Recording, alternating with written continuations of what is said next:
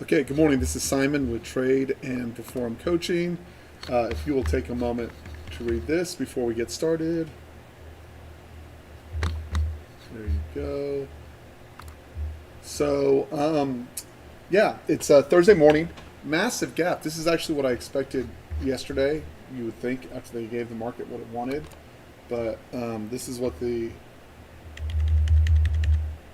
24 hours looks like. It was just they really kind of I think everyone was geared for a big pop, and they shook everyone down during the U.S. session, wiped out all those ODTE calls, and then look, once that was done and they wiped all those guys out, just it was pretty much a face ripper from Japan Open at 8:30, and you actually got the long if you look at it. So you can use the same process for the tweezers bottom, right? So this is diamond entry would be here on the 24 lift, and we had a wide range. So came back, right? Reversal bar. You got the TMP arrow there. Second bar entry, 10-point stop, and I got you in. I didn't take it. I wasn't out here to trade it. Had no intention to trade it, but that's the process. I would not trade. So Bill put something on his screen that I'm not going to put on mine, but I'll leave it out there for y'all to look at. Which is I put the left is an 8-period simple moving average, the green line, and the that momentum shouldn't be there. Let's see. I thought I took it off. I was just playing with it. Momentum. Remove. Until I figure that out better. At least hide. Okay, there we go. I was just playing with it to see if it would help me figure out when to turn on and off. But what Bill's quite correctly was like, just said anytime this 8-period moving average is outside the Keltner channel, he just won't contra trade it, right? So if you look at the big picture from like, okay, so like this is a good example. Like when I was thinking about it, like how would I set the rules for this, and it would really be quite simple. I would not want to contra trade this move, even though it was possible once it gets outside the channel. So this would be the rules for it. If I was going to make rules for it, okay, if I was going to implement it, this would be the rules.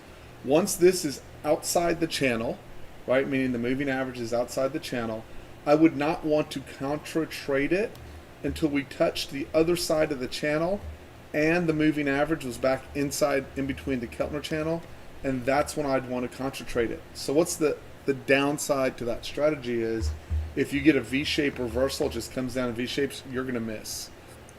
That's the cost. The benefit is if it just starts grabbing this line on trend down, right, you'll avoid all the stops that go along, which is probably just fine. You don't need to catch the reversal off the bottom to make a lot of money. So that is a very easy tool to implement. I'm not going to throw it on my screen because I don't want more noise. I will leave it on the algo. It doesn't bother me there. But if you look, right, the easy rule for me is, so see how this is just grabbing the channel all the way up? Well, until I touch the bottom of the channel, I'm just going to leave that alone. Now, would I miss a couple of shorts in there? Yes, I would miss a couple of shorts in there that would have hypothetically paid me, like from here, right, and from here, and from here. Hypothetically, those would have paid me, but overall, I know that I'm not fighting the overall trend. Okay, so does anyone have any questions about that? That was Bill's idea. I don't have any strong feeling about it one way or the other than I'll have it on the algo so I can glance at it, and I'll probably implement it. Quite frankly, I'll just turn off my shorts until such time as I see them working correctly, right? So that's the first thing. Is that clear for everybody?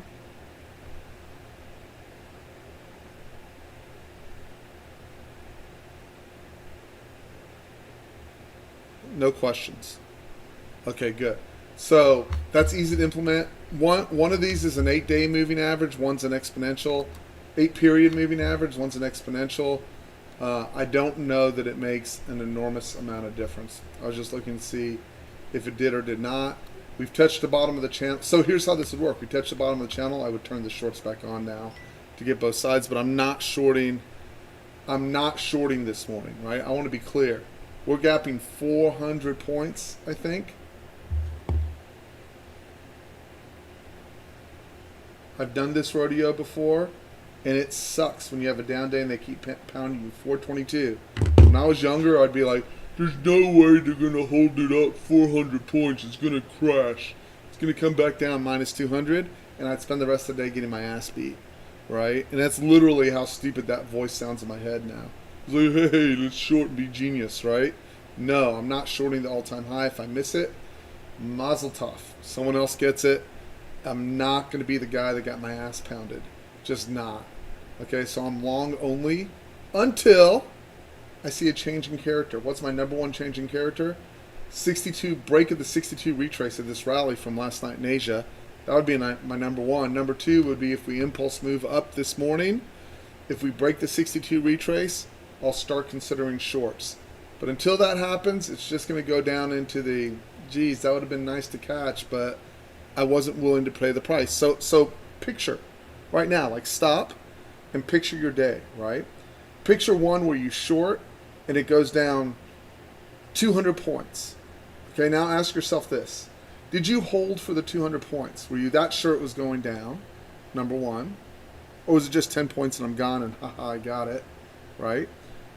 Or even picture a 50-point trade. I got $1,000, right? A contract. That's great, right? Okay, now you have that picture in your mind. Because that's what everyone's thinking when they short a big gap up like this, right? 50, 100, 200. Everyone's thinking that. I got them. This is my payday, right? Now picture the other. Now let's go to the picture I want to see in my head.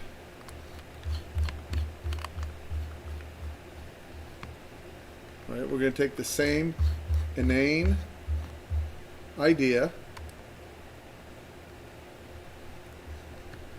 and we're going to start right here.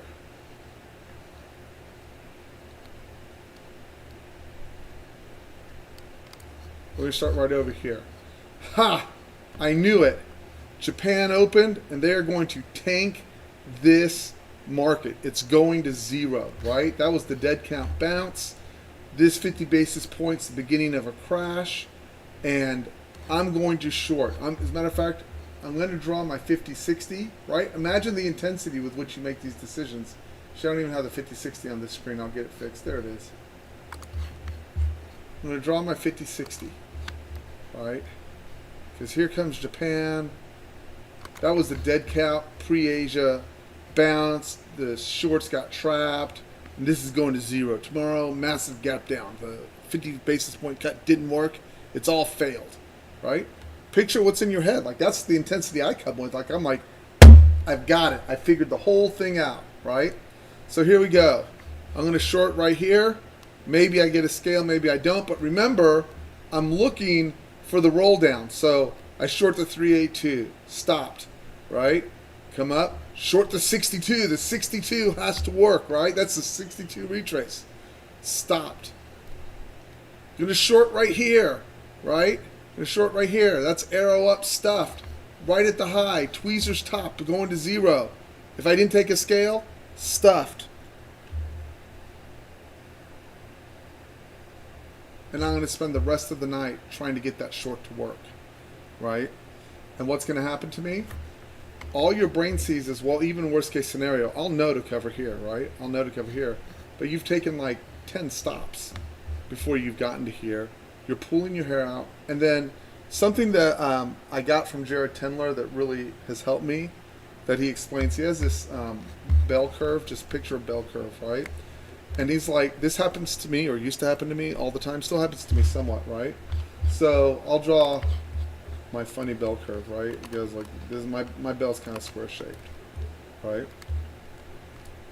Okay, so you start over here with agitation, and you're getting annoyed or something goes wrong, and but your decision making is still good. You're getting more and more annoyed, and then you hit a point. You hit a point with your agitation where your brain flatlines. It no longer can process the input you're getting because your emotional cycle has gone too high. Right? And now you're getting through here, you're getting the same inputs, same decision making, right?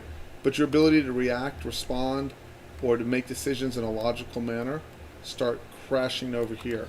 At some point on this side, you cross a threshold that no longer, emotionally, you cross a threshold that your logical brain can no longer process. Right? There's a psychological term for this. I forget what he used, but this is the gist of the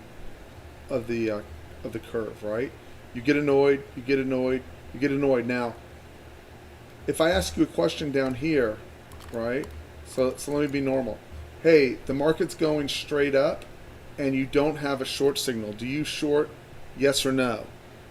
Everyone, when they're calm, like this is why when we're in coaching, I always go back to, but what about when you're under pressure, right?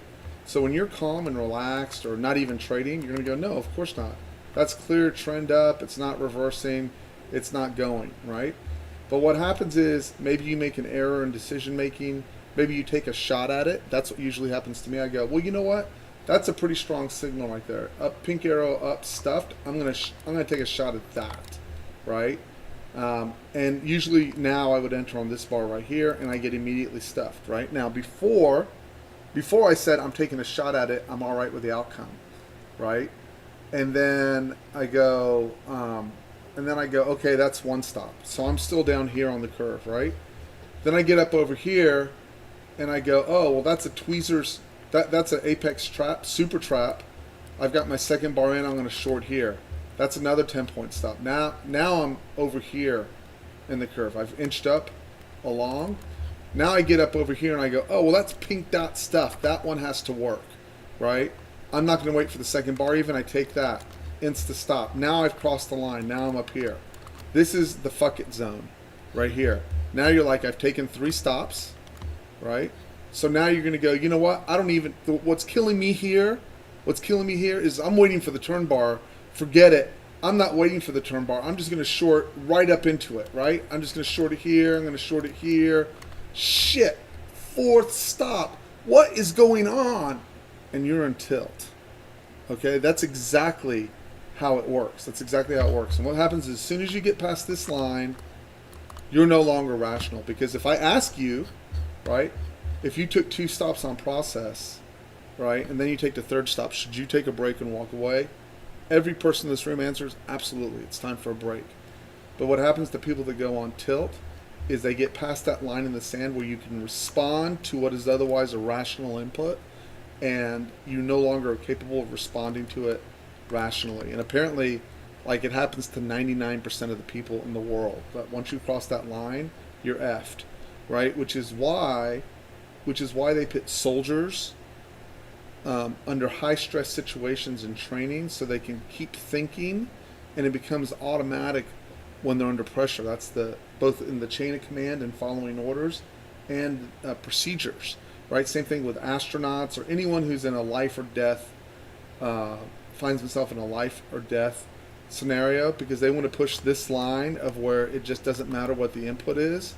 They want to push that line as high as possible. So we don't really have the tools or the ability, I don't, to train somebody to do that, much less myself. I certainly try, right? So a good example for that, for me, would be I like taking ice baths. So I know that you get a gasp response when you get into very, very cold water, right? So I always prepare myself not to do the gasp response when I get in, because I know it'll pass quickly. It's just a neurologically designed response. And so I get in the cold water, and I used to go like that because it was so freaking cold. And now I'm just silent, right? I still have the same response, but I don't respond. I still have the feeling, but I don't respond to it, and I don't permit myself to do that gasp, right? And by the way, just so you know, you get that same response when you put your head underwater in very cold water. You want to gasp in, and that's what causes you to drown in freezing cold water, right? Like, that's why people don't make it very long at all, because they start drowning almost immediately, plus the effects of the very cold water. Anyways, subject for another time. You need to be aware of where your line is and what you can tolerate, because once you're over this line, you cannot survive. You cannot survive this. You will just destroy yourself. You'll sit there and pound it until there's nothing left, or you've drawn down your account. So you need to know where this line is for yourself. It's the most important thing I've learned in the last week, I would say, because it spelled out exactly what I see myself and everyone else go through on bad days. Okay, so the point of that line of is to keep you out of making bad decisions. Okay, and each person's point in that line is going to be different. Okay, next let's talk about the disappointment. Yesterday when I saw the market trading two sides, but it was whippy as hell, and I said, well, today's going to be a good day, right? They'll go and figure out whether the shorts have control or the longs have control. And I did not think in my head 400-point trend up, or I would have been out here looking for the long had that happened, right? So now I'm faced right out of the gate with a disappointment. The disappointment is we probably have kind of a mediocre day on our hands at best. There's no shorts because I won't short. I won't short in this up 400 environment. I won't short the all-time high, right? And the longs will have a difficult time getting down to the fourth channel, usually. Okay, and I'm not. I don't have enough experience with the algo, at least, to adjust the algo, meaning the auto execution, to automatically execute. So the way I'll adjust myself manually is I will take trades as long as they get below the midpoint and they set up normal. So like this purple bar stuffed, I'll go long here with the same 10-point stop, and I'll expect extensions. I'll watch the first half hour to see if I see additional edge. But the first thing I had to deal with this morning was the disappointment of being up 400, because now, Tuesday was kind of blah. Wednesday was definitely blah. I mean, you had the first half hour to hour, but it wasn't great. And now today, you had the 400-point gap up, which is kind of writing this week off, is how it feels to me, right? But the reality is, I can't translate that feeling of disappointment into the reality of drawing down or losing money. It's just not necessary, nor will I do it, right? Because I have to accept the terms that market gives me. The market dictates, I accept. That's my relationship to the market, and the terms that it's dictating right now is either is hopefully I get set up for longs in the first hour, but that we're likely to trend and grind from here into tomorrow. My anticipation was that the market gave the 50-point basis cut. From my past experience, knowing nothing about the economy or what the net effect is on this 50 basis cut is on the overall economy, usually a Fed rate cut translates to QE. That's just been, since I've been the mistake of fighting this in 2011, 2012. That's been my general. If I had taken that attitude in 2011, I wouldn't have drawn down, and I did in 2011. So my response to it is, if they're cutting, that overall, that I view that as QE, and that's going to fuel the market. That's how I see it, rightly or wrongly. Right now, I know there's examples of there that when the Fed started cutting, that there's two examples of where the Fed cut, and 2 months later we were down significantly. But every situation is unique, and if we start tanking, I'll just switch hats, right? I'll just switch hats. I'll look for the pink bar stuffed on counter rallies, and I'll enter there. That's my plan, right? But I want the market to prove it to me that there's actually sellers in the market before I get aggressive selling. And I don't have anything else to add besides that. There's no point in looking at the chart. We're at all-time highs, right? I'll refer to the 30-minute chart to look for low volume nodes, which is working effectively, and I still have it up on my screen. I think that's a very good tool, along with drawing the waves on the bars. So if you look this morning, right?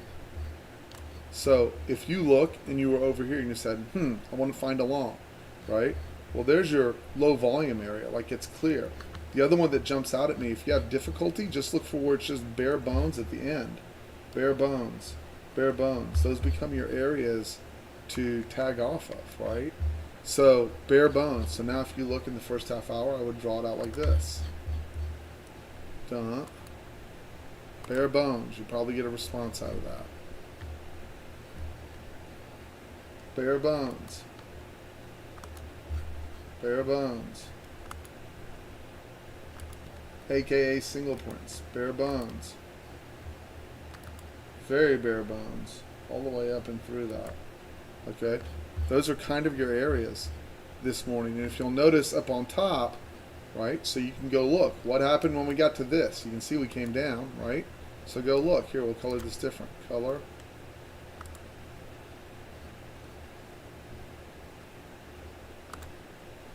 I don't want to give me color. There we go. Pink. Okay, now we can go look.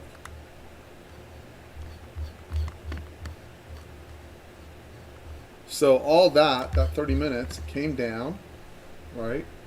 Came down, right? Underneath, backside tested, little rejection, back above. Guess what it used? Once it got through it, over it, and it used it as support to push and continue. Okay?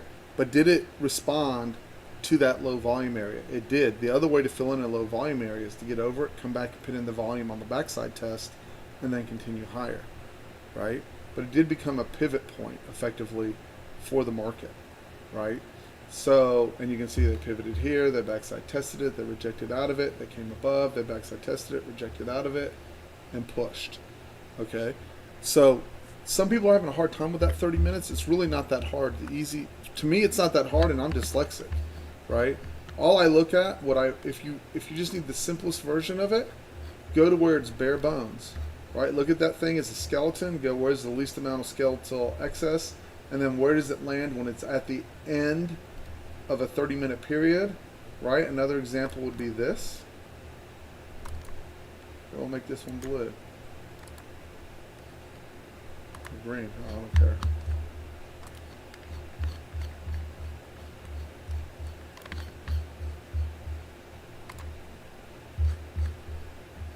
Oh wait, I did that backwards. Sorry.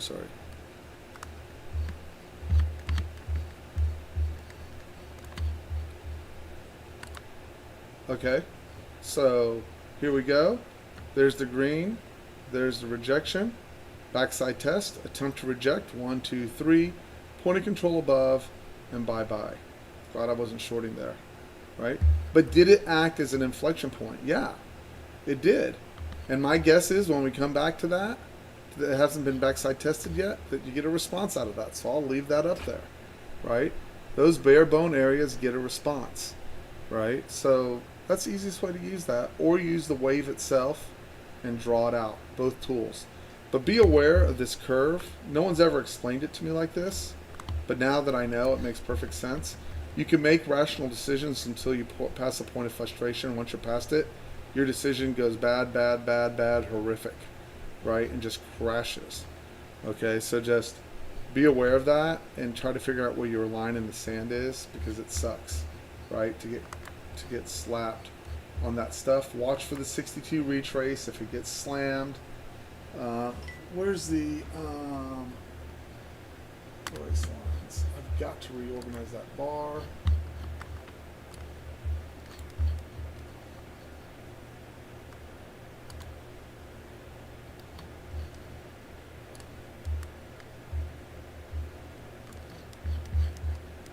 Let's see if anyone has any points.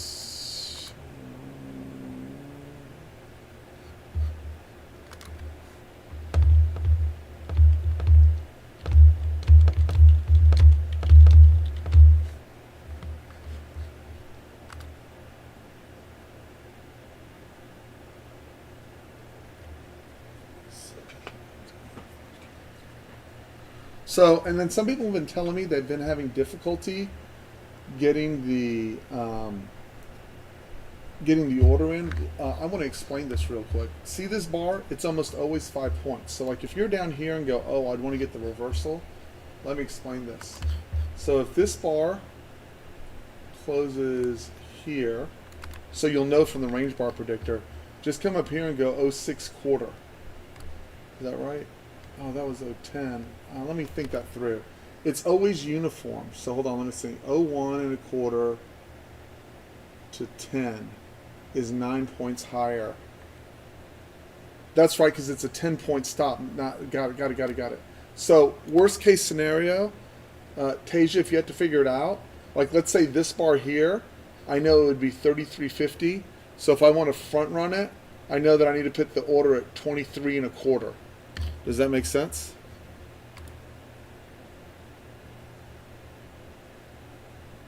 Depends on how fast we're moving. Yesterday was ridiculous. There's no way you could do it.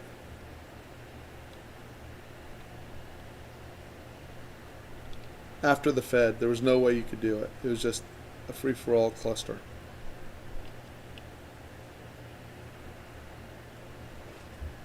Are you doing it in the dome or are you doing it on the chart, Tasia?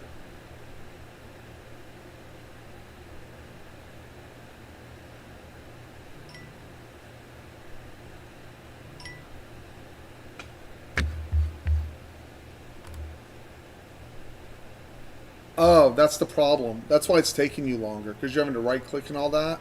Try to do it on the dome. I agree, the chart's slower.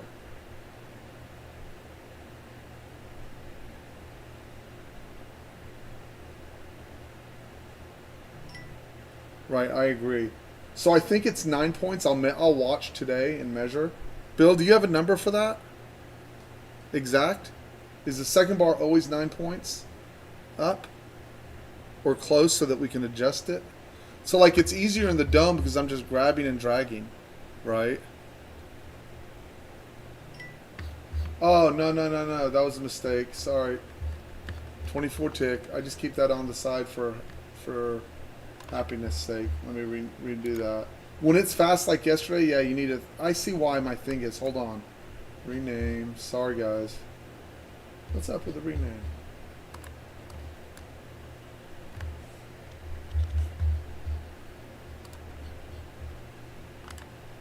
Sorry about that. No, so now let me remeasure on the turn bar.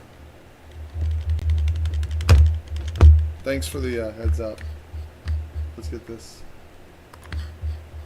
So if this closes here, is it 5 points? Am I right? So if that's, call it 91.50, this is, it's 9 points. Actually, no, I'm mismeasuring. Sorry, excuse me. So it's 91 and 6. So it's 6 points, 6 1/4. Sorry about that. Some things I'm good at, some things I suck at. Precision on math is not my thing I'm good at. Stop the trading line.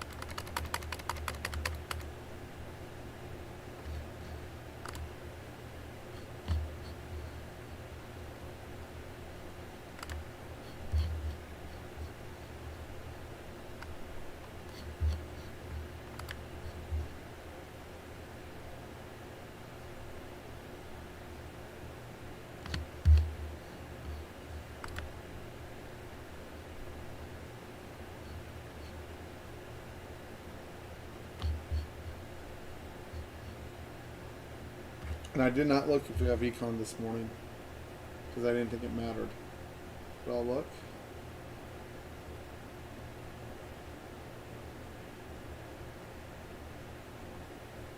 We have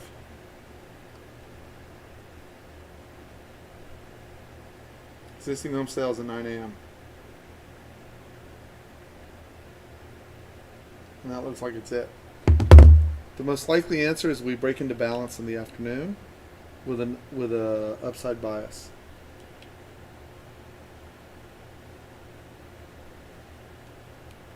That scenario changes if we bust the 62 retrace from Asia, which I realize will be down a lot, but that's what it is.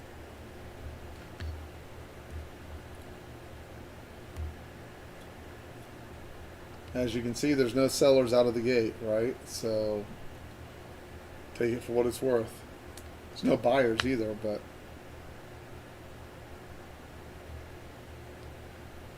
we're just already up 400, so my eagerness would not be as eager. And then the retest is all the way down there of yesterday's high.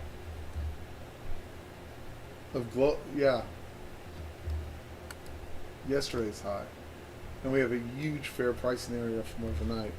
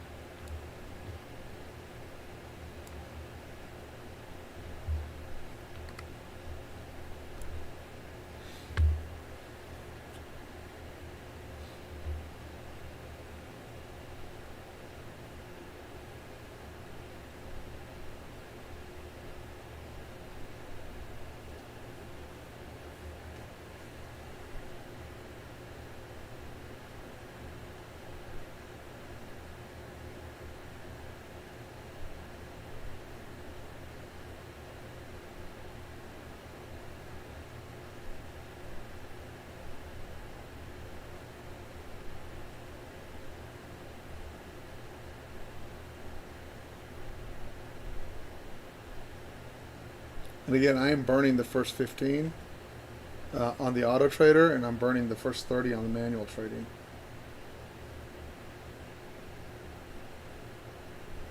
All the stops that auto trader takes have come in the first 15 minutes.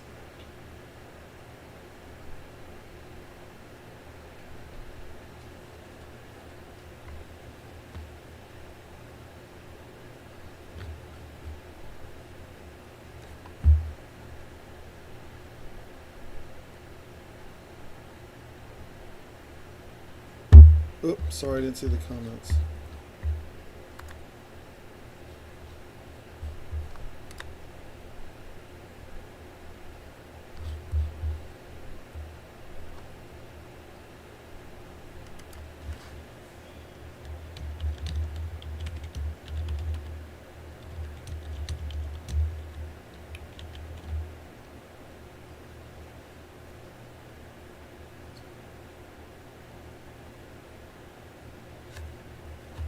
Hey Siri, set an alarm to speak with Sean at 10:55 a.m. Done.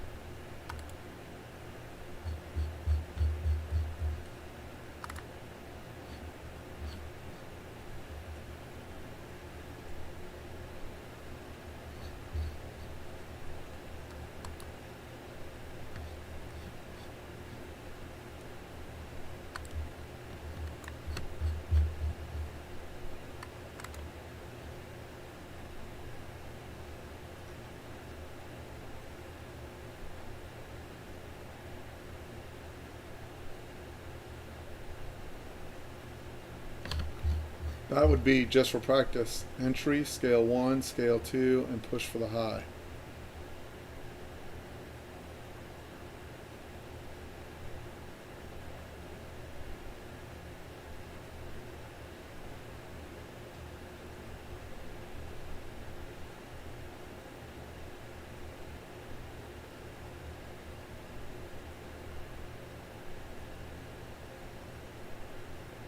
ES got a pretty good rip down, 81 to 62. Much more than NQ did. So I'll start working on ES next, but the process works the same there. If you look at it, right, second bar, the stop is smaller, right? So you're at the fourth channel.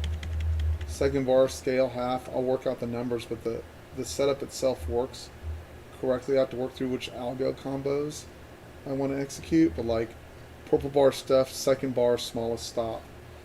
Pink bar stuff, second bar, smallest stop. Purple bar, no lift. It would be nice to be able to program this on the delay, but it won't work. And then if you look at this morning, uh, so it'll probably be pink bar and 2 and 3 bar combos would be the best way to start off on ES, and we'll end up having that algoed as well on the combos. So the entry here would have been here, here, scale half, and then I'll figure out what the stop has to be here for the push.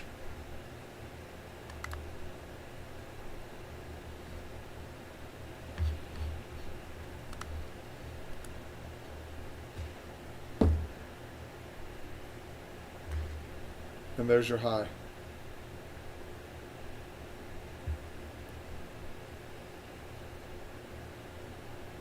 And again, I'm not firing shorts. I just don't believe in shorting the all-time high. So I think it's a bad idea. I think you want to have the glory, go for it, but not for me.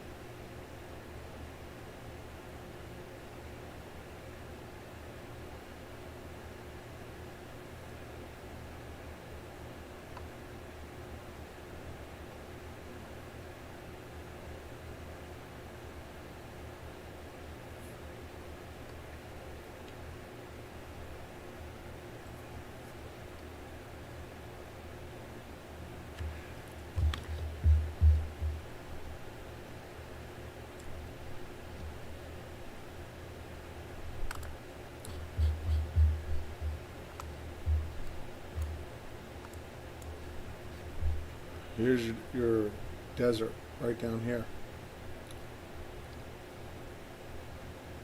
This is the old desert. That's the new desert. Again, the 62 retrace will be my guide as to when things have changed. If you want to short, be my guest. I'm not saying they won't work. I'm not confident they will.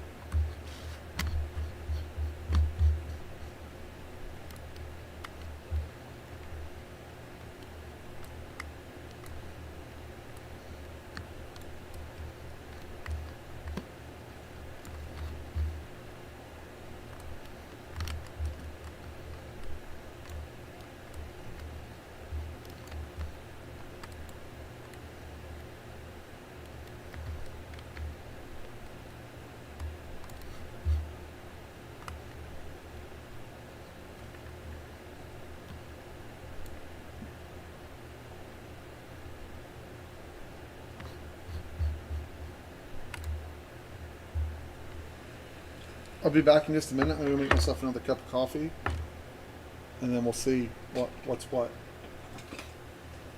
ES is getting kind of ripped here, guys. Just look at the left.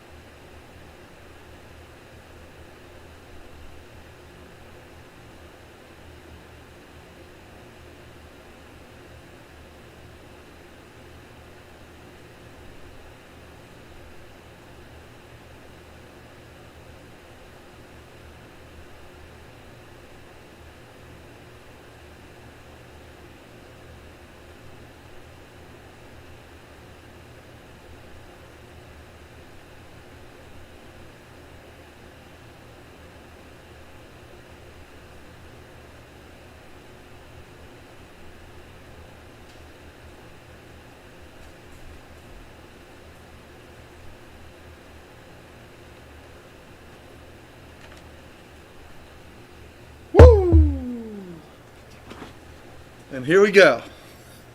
By the way, that 8-period moving average is outside the channel. Here. It's outside that channel.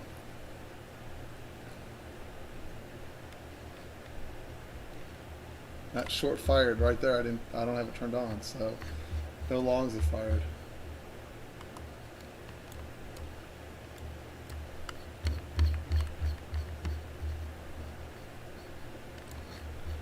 They did not say they would make it easy.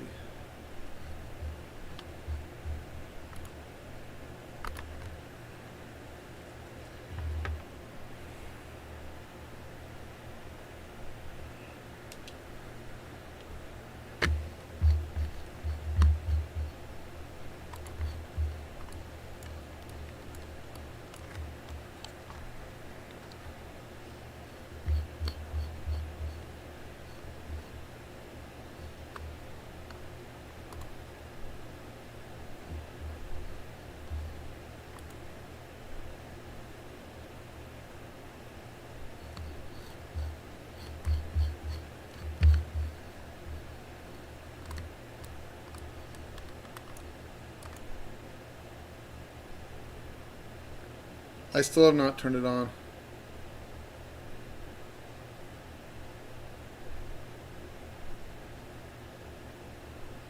Funny. True, Dan. True.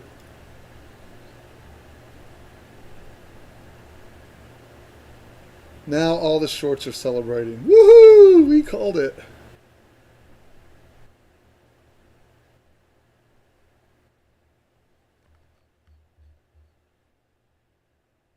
I still have my auto trader off, just FYI. I may have to flip the shorts on.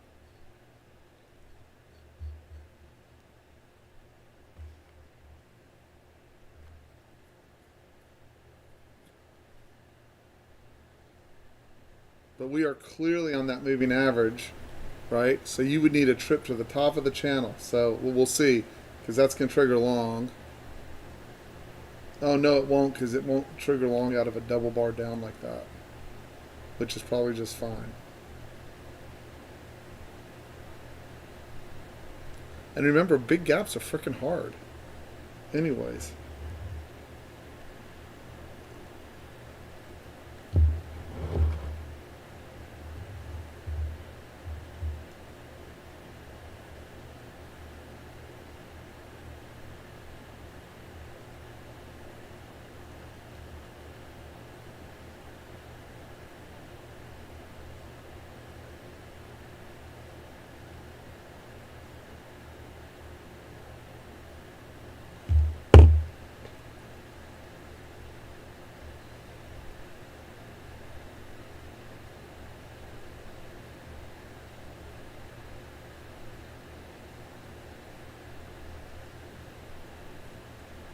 No, the 32 tick, I know I answered it's only, it's just when it gets out of control like yesterday afternoon, Tasia.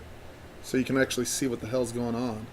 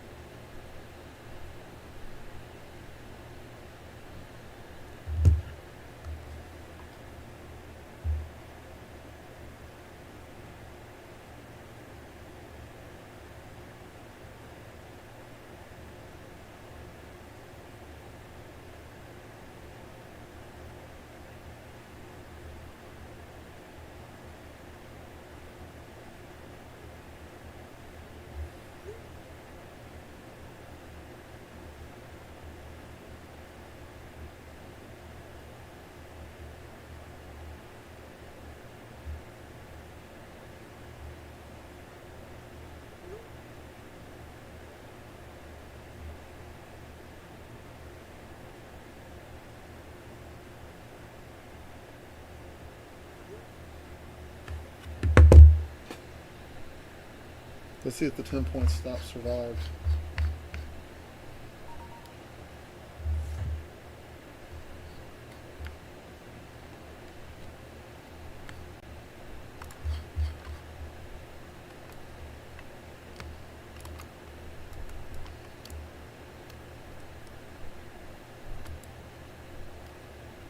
So 59.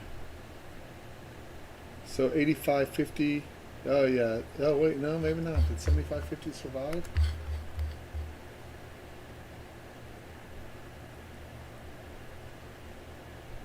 $75.50.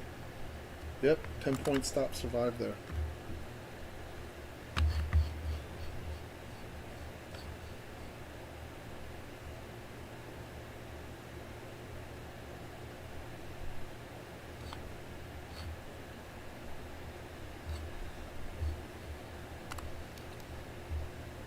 I'll turn the auto trader on like at 9:02, and that's when I'll start taking the trades as well.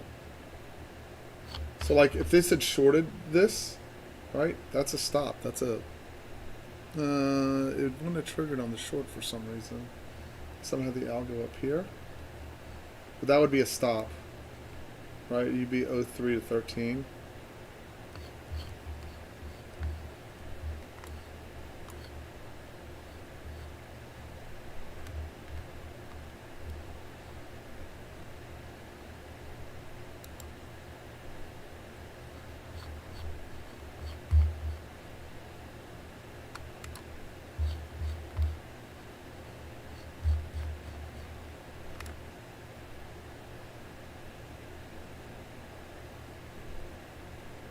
So my observation is when you get this bar down and you get stopped by one bar and it comes right back, it's usually a very good trade.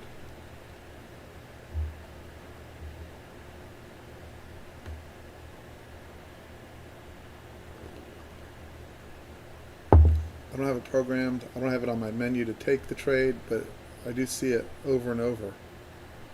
The trigger bar, one bar up, and then it immediately reverses back down and it gets followed through to the downside or the upside, like this. So this has been up and you got down trigger bar. If the next bar had been up, that's long. So now down, up, down, short.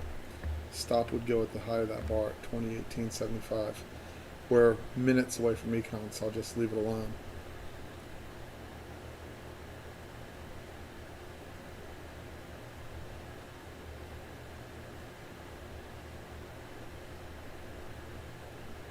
ES trending up now. So still yo-yoville.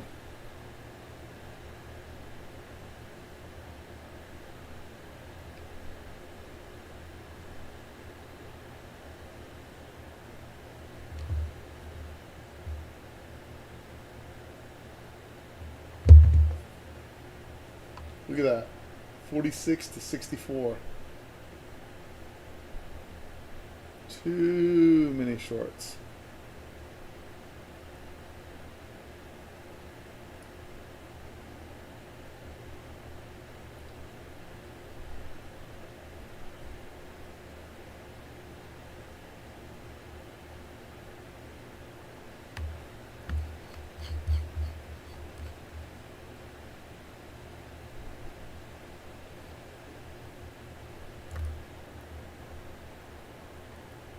Econ in 45 seconds.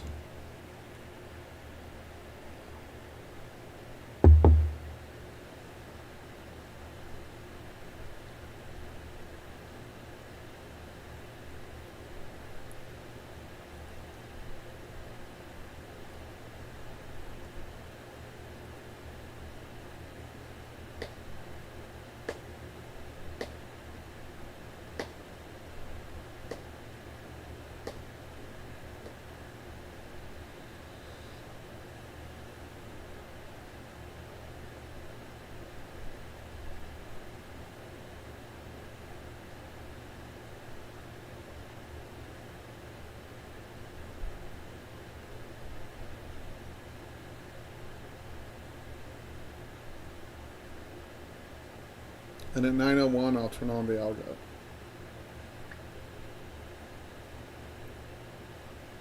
That's testing IB low. 5 minute.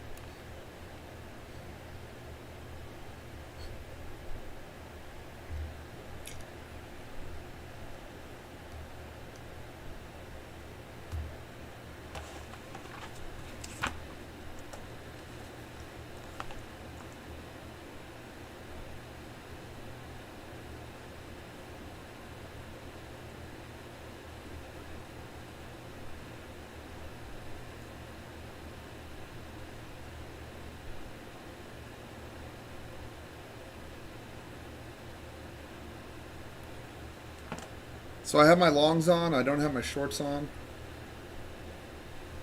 Just gonna have to convince me that they're doing otherwise. We're below IB high, IB low. So if you want to be bearish, that's one thing you want to see is holding underneath IB low. But after the initial down move, right? And if you had traded this onto the method, right? Plus sign, second bar, scale, half, net break even or slightly down.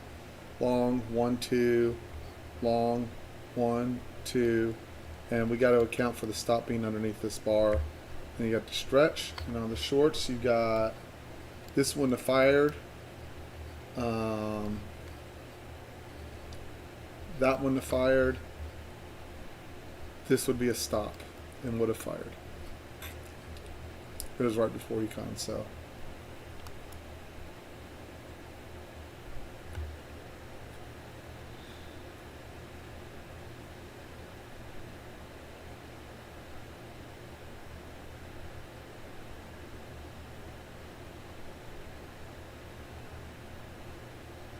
So I'm just not expecting a very big day from a trading perspective because we're already up so much, right?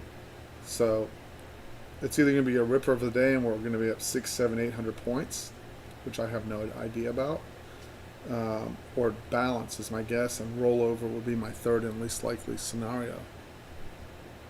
They already tried that, didn't work very well yesterday. All it did was suck more shorts in to fuel it up.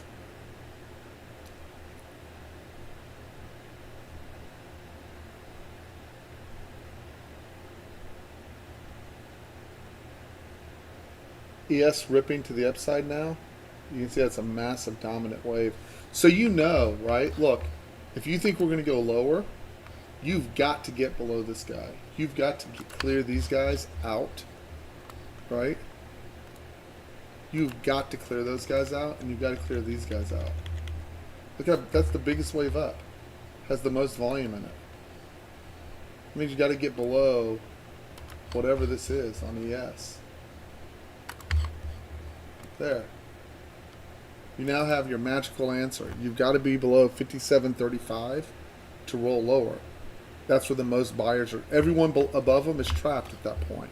Now that doesn't mean it can't retest back up into it. It just means everyone's trapped. And up here, this guy's trapped. All right, so you can see they came down, they tried to hold the base, got underneath, pushed, trapped back in, and now they're going to work against the supply from this and this. That's what they're trading against. We're having to push through, right? Failure to push through, back underneath, probably brings out more sellers to push back down, and then you got to clear the 57.35 probably to change context completely. And I have, just to be clear, I am not shorting. I'm not even considering a short.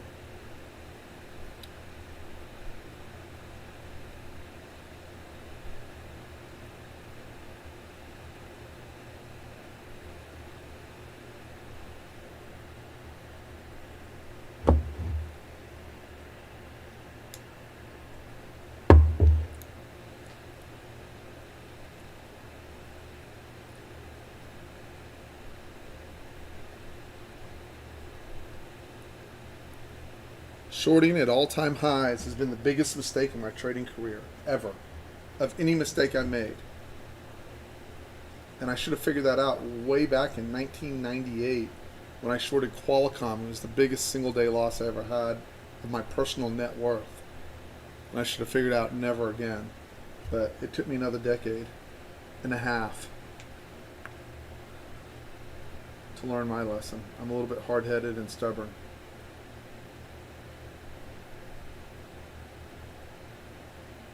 And I bought and I drank that damn bear juice. Like, I gulped it down like an idiot.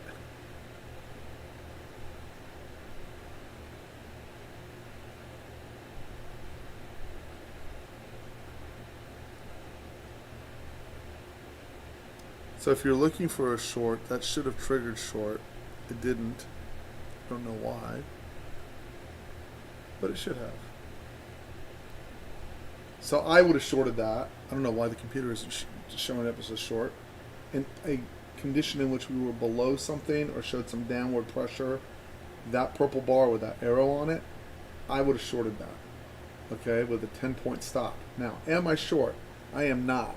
That's what I would look for if we got below the 62 retrace, right? And I go, oh, all the momentum's now to the downside. I'll take it. All it's probably going to do here is stop out. Like that.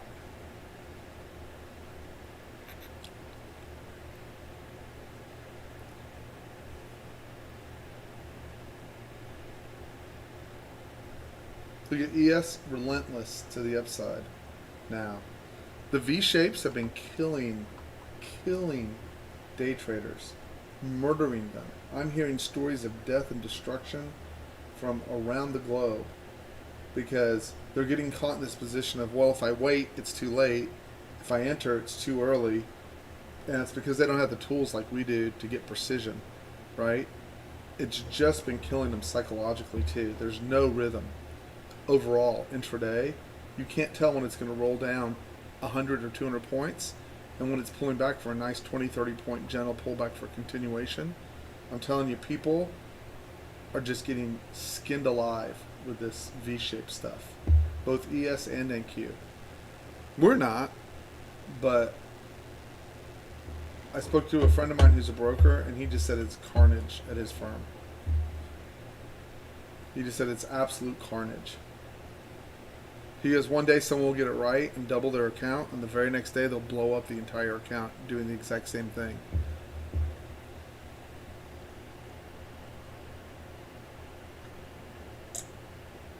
And he said people are frozen. They put in small stops, they get stopped.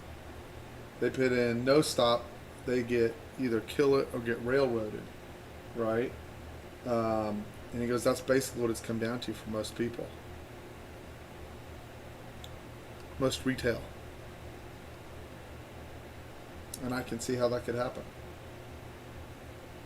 Because now, even this morning, you'd think, oh, they're going to roll it down, right? But look, we're not even back inside yesterday's range yet. So why would you be bearish at all? Like, if I had to temper myself, let's say I didn't know about the 62 retrace rule, I would still go, well, I still need to be back inside yesterday's range before I got all eager about shorting this up here, right? Unless, so it's interesting, I've been going more and more into Tendler stuff, right? So, so he and I were communicating back and forth, and he asked, well, Simon, he goes, well, what's your worst trading habit? I go, well, I guess when the algo is going to show up. And I go, and I usually am right. I'm usually right when I get it because I know the patterns so well. I go, but when I get it wrong, it just messes with my mind. And I get very close to going on tilt, or I go on tilt. And he said, well, he goes, substitute the word guess for gambling. He goes, you're not trading on process, you're gambling. And he goes, which means you have not decided to be a fully yet. After 30 years, he goes, you have not decided to be a professional trader yet. He goes, because professional traders don't guess. He goes, they just don't. He goes, they take risk in a built process, and the process either pays or it doesn't pay, right? And guessing isn't part of that process, right?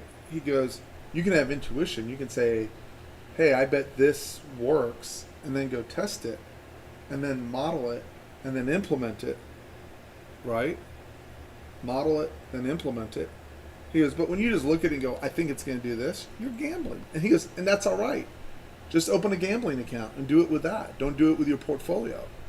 Just open an account going, hey, I'm just guessing. He goes, it's no different than guessing whether the next play is pass or handoff, or touchdown or not touchdown, right? Or the kickoff will go more than 50 yards or less than 50 yards. He goes, there's no difference in that. He goes, you're just guessing. He goes, why do that? He goes, what's the benefit to you? And he's 100% correct. Hey, why is my system...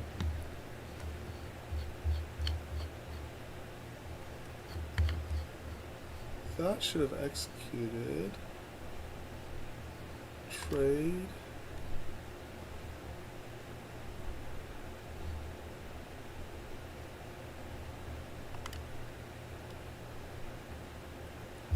Oops.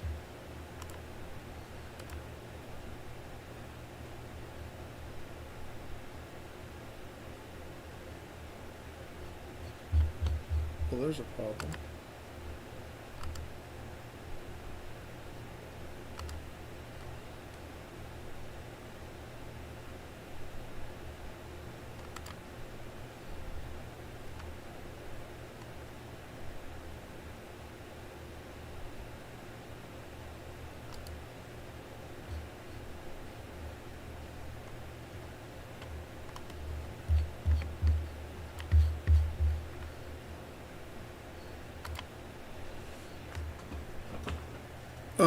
Okay, hold on a sec.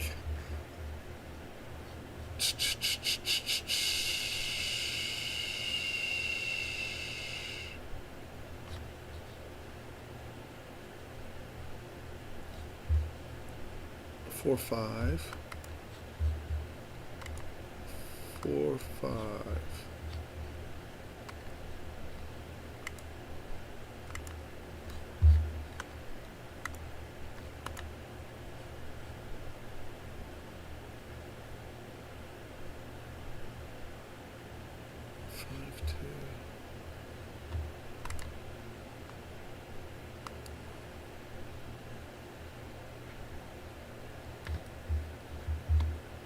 Okay.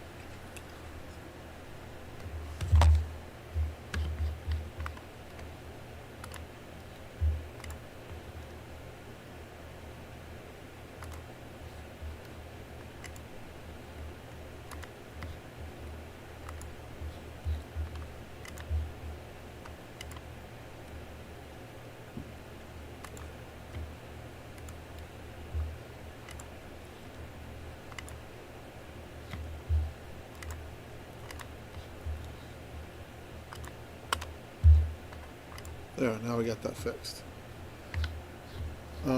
This is a valid long here. Right here.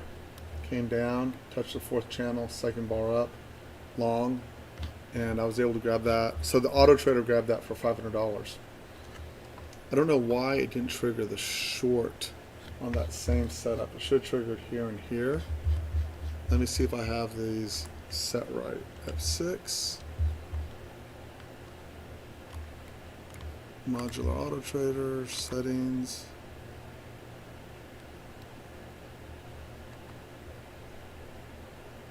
Short trades enabled, long trades enabled, no. Yes, yes, yes. Live enabled, no. Yes, yes.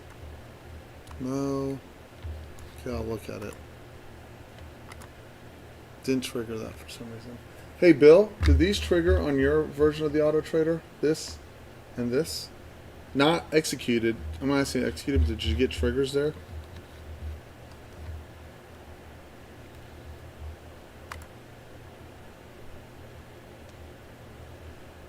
Oh, okay. Perfect. Okay, we gotta fix that. Ian, not only did I short Qualcomm in 1998, it was the worst single trading day of my life. So I was still so I'd made a lot of money by 1998, and I was still pretty much a kid, and I had no experience trading at a hedge fund, right? So I was still figuring it out. And Qualcomm gapped from, if I remember, it gapped from like 86 to 110, 112, and I started shorting it at 115.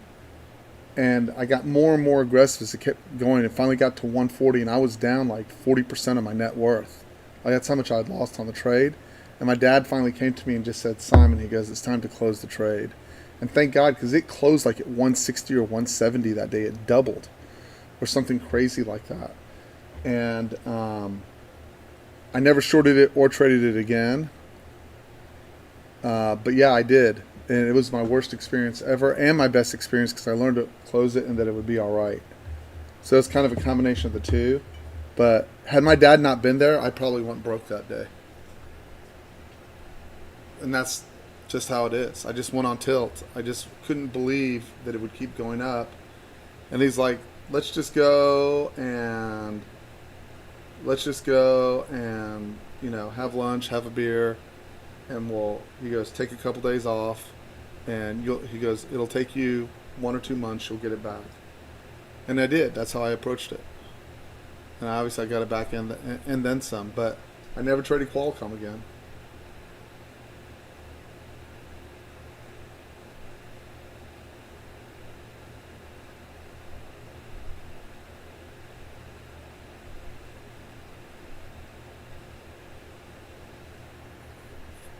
That sucked. I remember it to this day like it just happened a minute ago. It hurt. I mean, I couldn't believe, like, everything I thought I knew was wrong.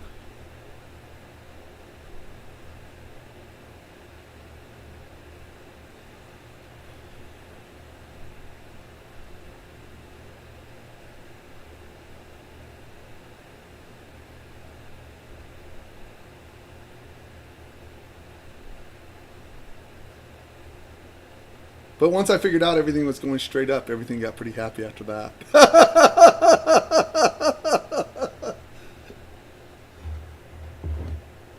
I had a couple of doubles and triples intraday on some stocks in that period of time.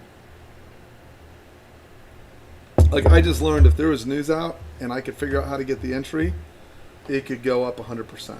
And sometimes I was wrong. It was only 50% or 25%. Didn't freaking matter. I remember stocks that were $2 and $3 that closed the day at $15. And it was like, it can't keep going. And they were right. It couldn't. It just took another year and a half before it stopped.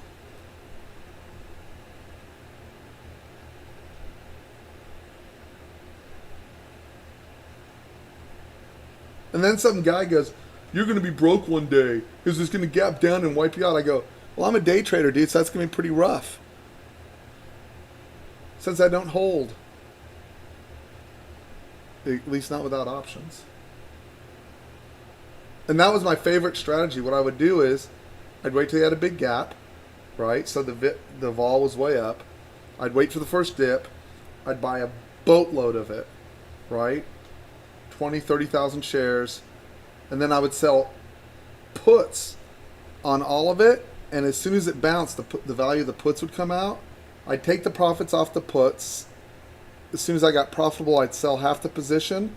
And then I'd have it locked so that there was no way I'd lose money. And then I would hold overnight. And then the next day it would gap again. It was a great time.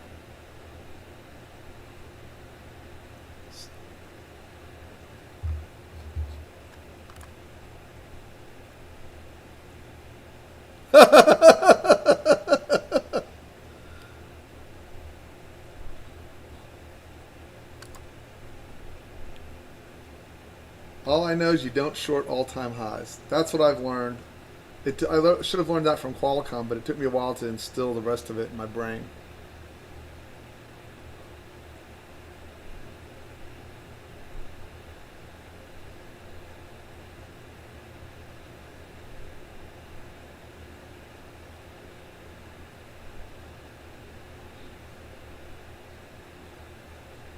So just if you're wondering, I had this thing misprogrammed for the copy trader.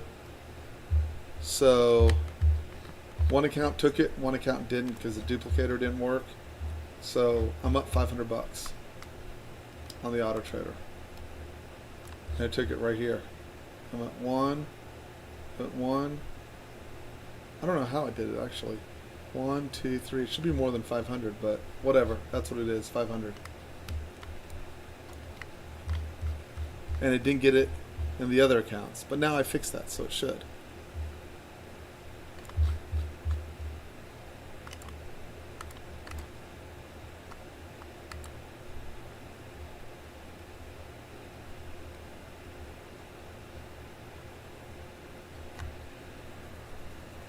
And then I am working, several people have asked me, once I can confirm, and I'll start working with Sean and Bill on getting this particular setup programmed and offered. I have not figured out pricing or anything else. Realize this Auto Trader represents, Sean, is it 2 years or 3 years? 2 years of work to get to this point where it's actually working. So I need to see it go through an entire cycle, meaning a month, of actually it works day in, day out, with the exception of Fed Day, right? Number one, that there's not like a change of pace and all of a sudden the thing falls apart, right? And number two, I have to set it up properly. It will not go out as an auto trader. It'll go out as being able to set up by you, okay? And then I will tell you what my settings are, and if you choose to duplicate my settings, you're welcome to do that. But it cannot be an auto trader because I am not a broker, okay? So you'll have to manually turn it on and off, and you'll have to manually set the stops on the thing, okay? Because I am not going through and getting licensed and all that other crap, right?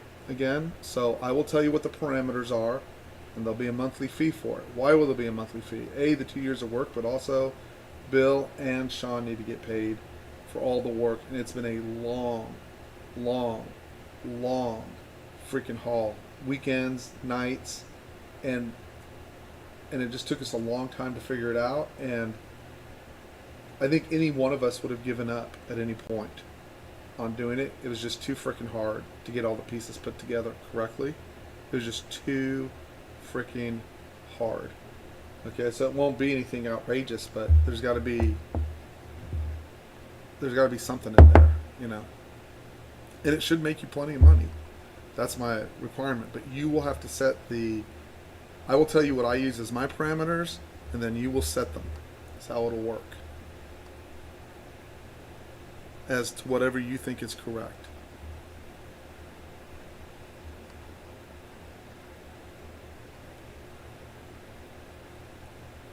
And it'll really probably be semi-autonomous because you'll have to monitor it, right? I would never suggest you turn this thing on and walk away from your computer and go, it'll be fine.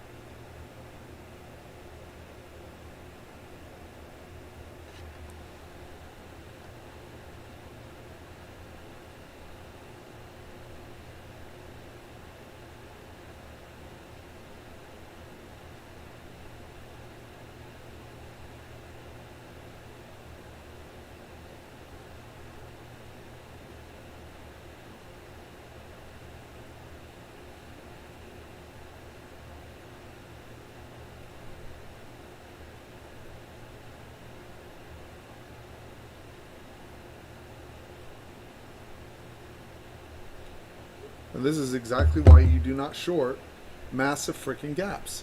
You just don't freaking know they're going to fail.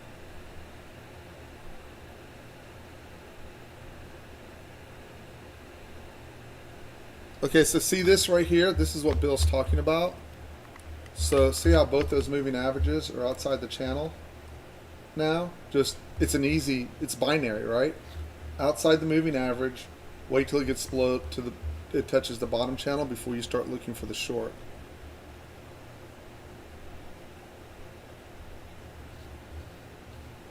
It won't be outrageous, Tasia. We haven't figured it out.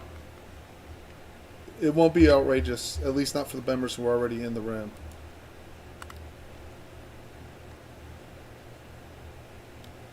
But no, we haven't figured it out.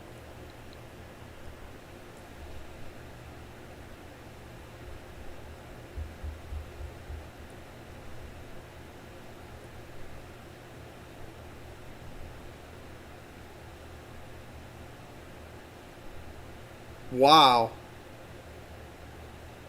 You got Geo Interactive Media for £1.45. That's like, back then, that's like $3 US.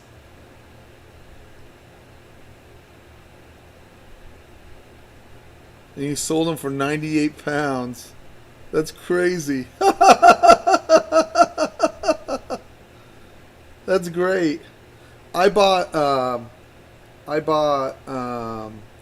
Health South in, man, I forget what year it is, but I bought it for like 25 cents to 50 cents, tons of it, and sold it like 6 months later for like $4 to $6.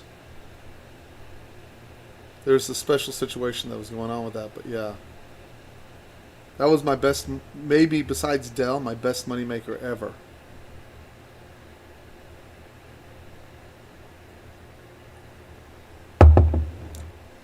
That stock got tanked because the CEO of the company, hired Aerosmith to play his birthday with company money.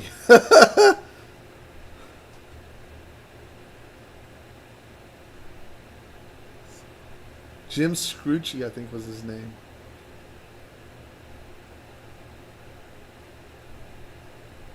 At least he picked a good band, right? If you're going to go to jail and burn it all up, you burn it up with a good band, right?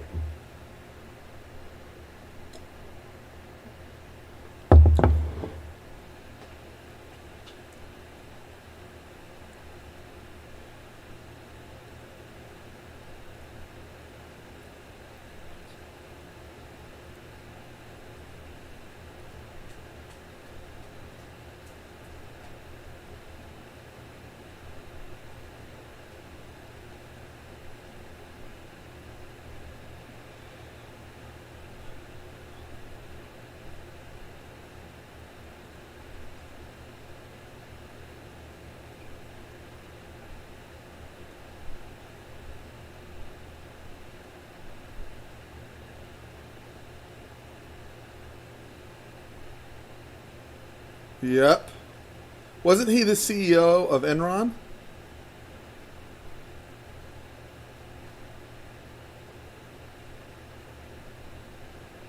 Tycho, that's right. The guy from Enron had similar nuttiness.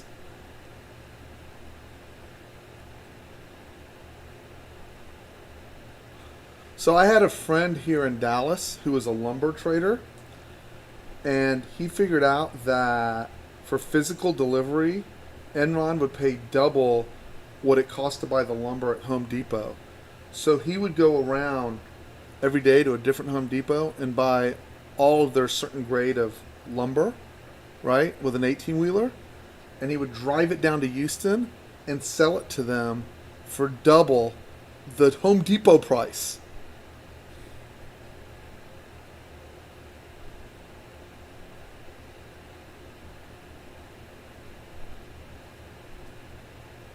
Yeah.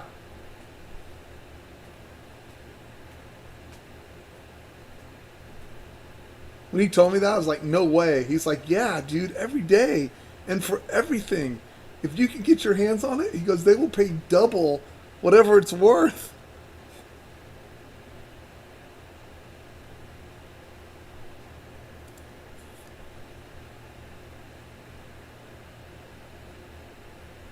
Dude, Dan, if I'd known you, we could just go up there and clear cut some of that Canada trees up in the north and truck them down, man. We'd have made a killing. And replanted them all, of course. We'd stayed green. Look at that. They're screwed.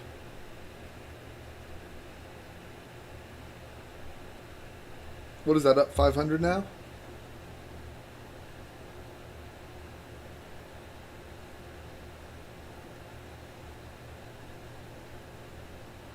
Almost 6.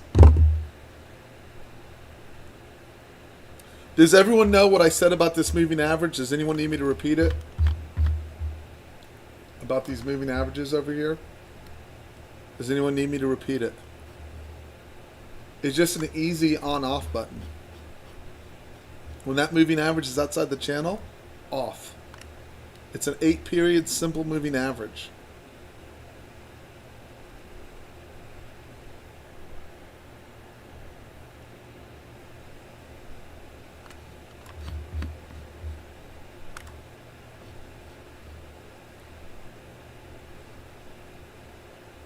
That's funny, man. Very cool.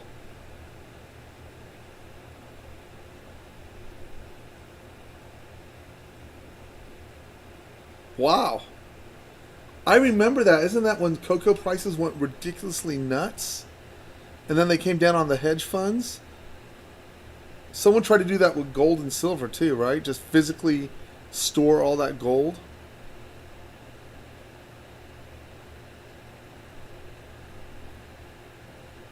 The Hunts tried to do it with silver here in Dallas. They went broke. It didn't work quite as well. I guess everyone who does that seems to go broke.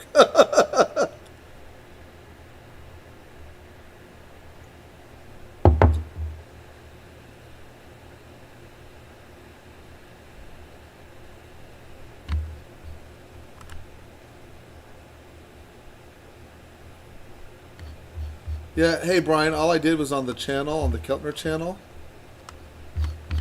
Alright, that's just a regular Keltner channel. So once it gets outside, and that this is an 8-period simple moving average, once the moving average gets outside the Keltner channel, just don't short it. And same thing with the long. You'll miss the turn if it blows down like this, but you'll usually get other places you can grab the turn afterwards. Like once it touches the top, now you can start taking your longs. See that? But so now you'd go, I don't short until I touch the bottom of this channel, right? And that'll keep you from getting annihilated as it keeps running.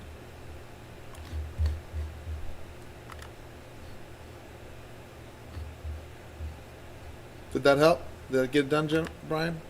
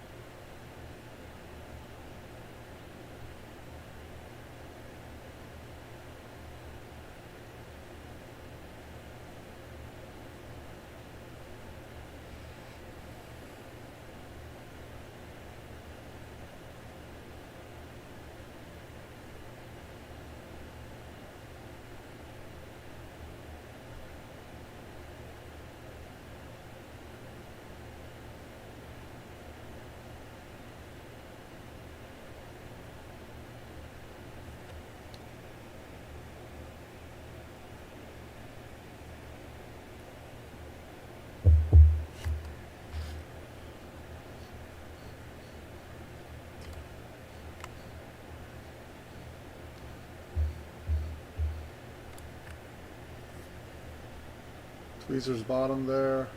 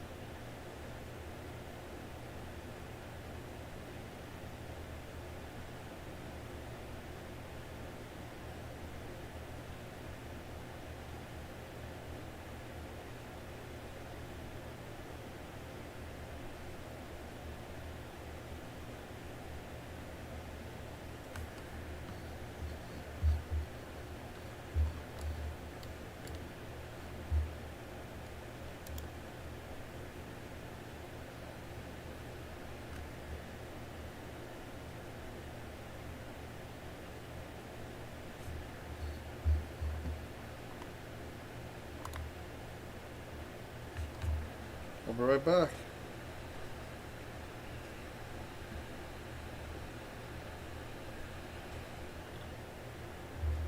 Let's see if a long trigger's in here somewhere.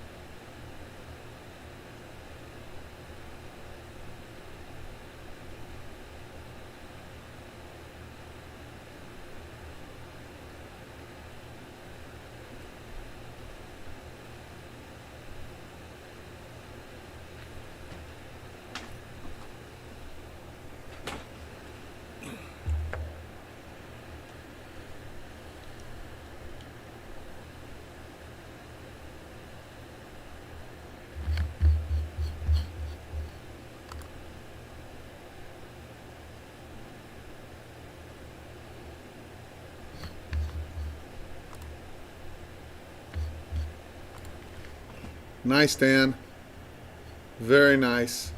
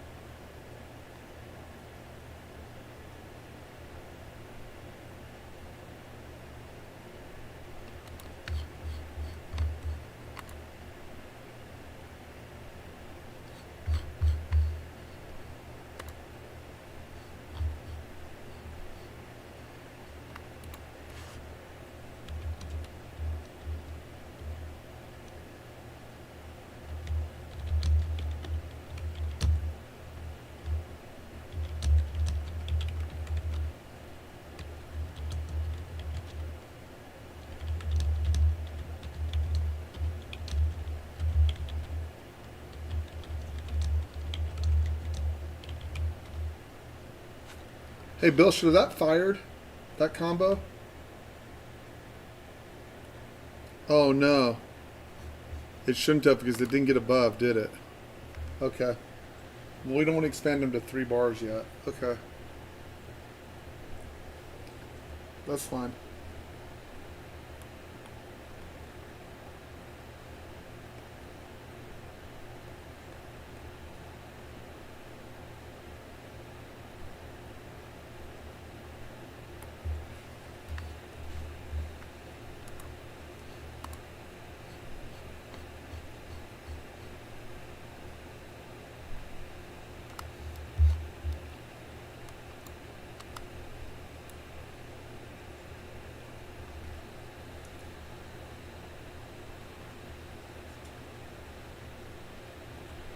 So we're pushing into this high volume node here on the 30 minute.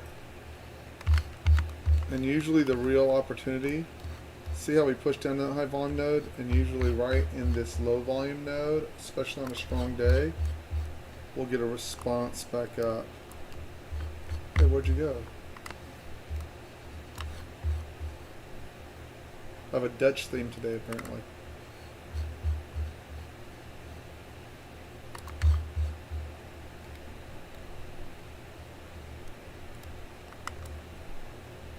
Right there.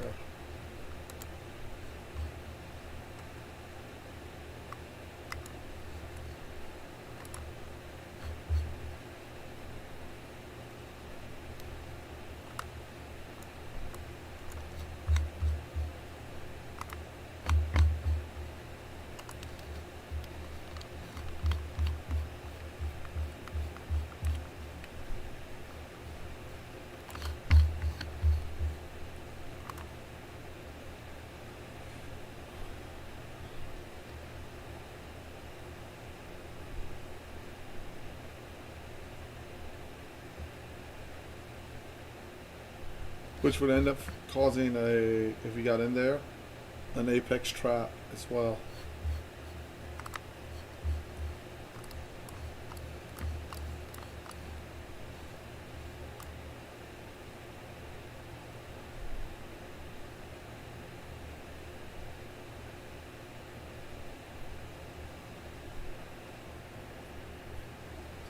But they may front run it and not bother waiting for it.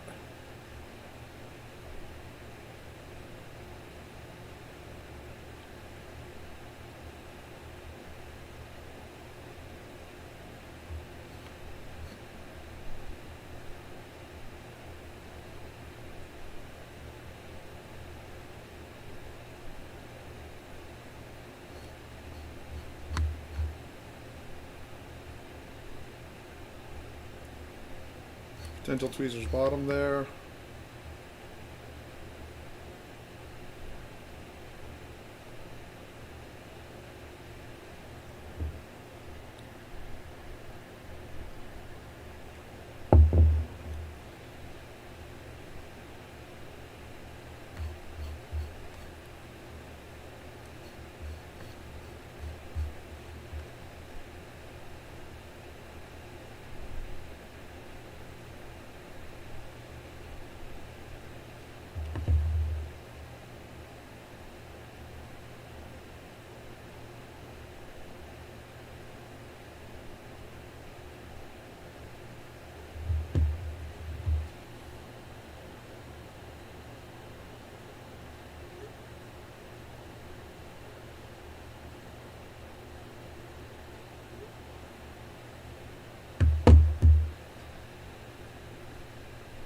Into the low volume node.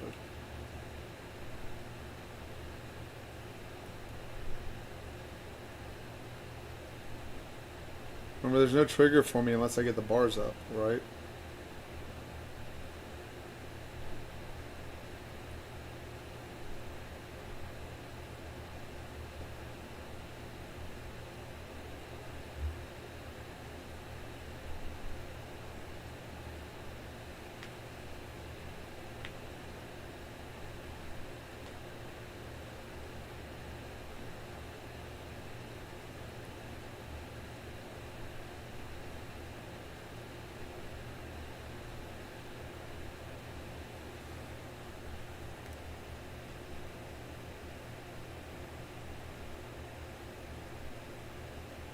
So 2087.70, 2088 is a valid entry for me with a 10-point stop.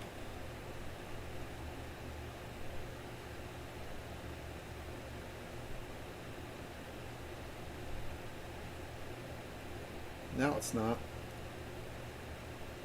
So out of this, it will be a valid entry on this bar up. The machine won't take it automatically, just FYI.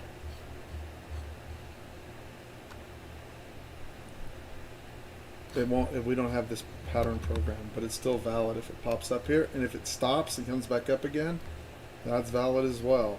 It'll be above 8150 plus roughly 7 points, so it'll be roughly 8850. We're filling in that low volume node.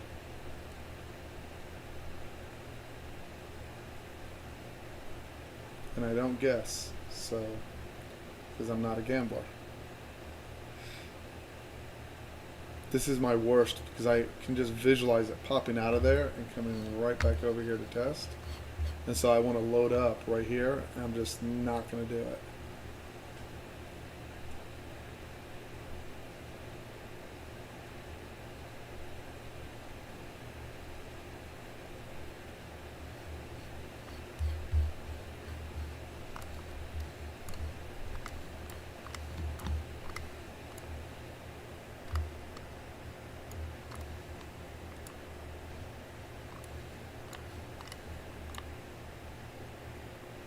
Filling in the volume, filling in the volume, filling in the volume. Everyone's shooting for that IB high test.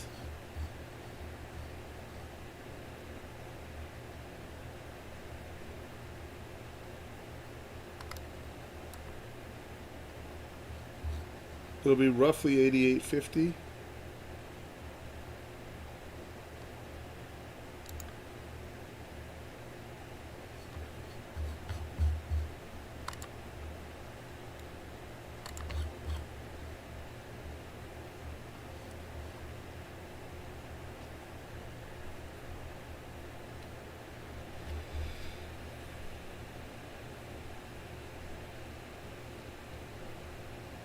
And interesting, ES is at IB low and Q is at IB high, so that's a little bit off from one another.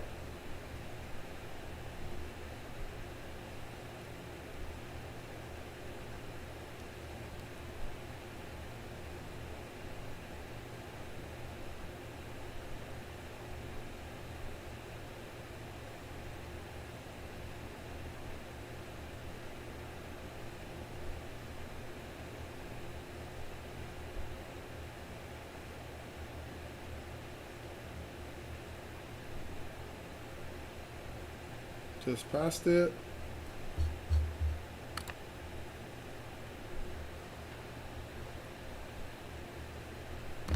The moving average is still valid for taking along, and so we'll see if it sets up.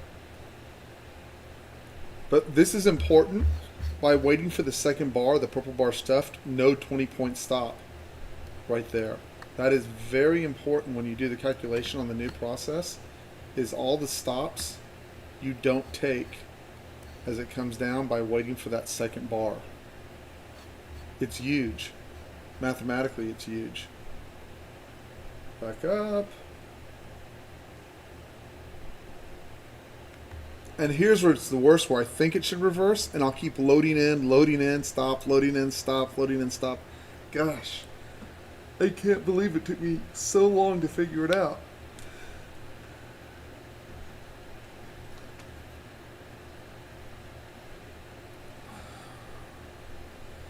Volume bar down, very big. You get that up and you could really run on those pink bars stuffed.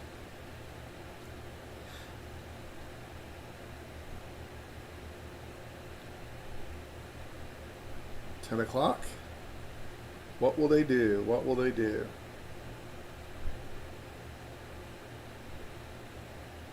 They seem to be thinking about it.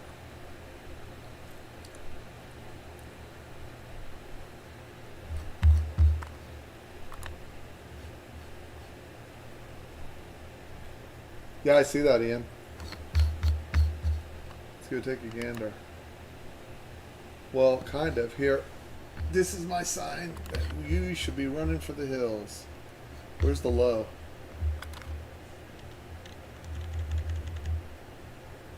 That's the low.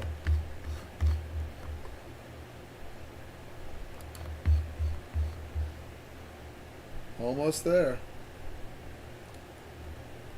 Version 1, 5763.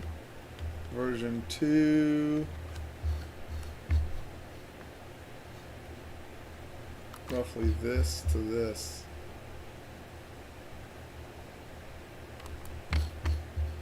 Hot spot 1. Death spot is behind 5718. You get behind that, forget it. It's in deep shit.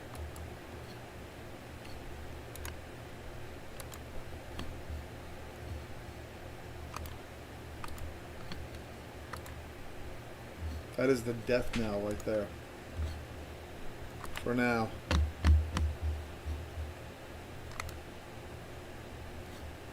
Oh, this will trigger. 0997, purple bar stuffed. 10-point stop. So whatever that is, 70. Sure feels like the PA got kind of chilly there, doesn't it? I'm long.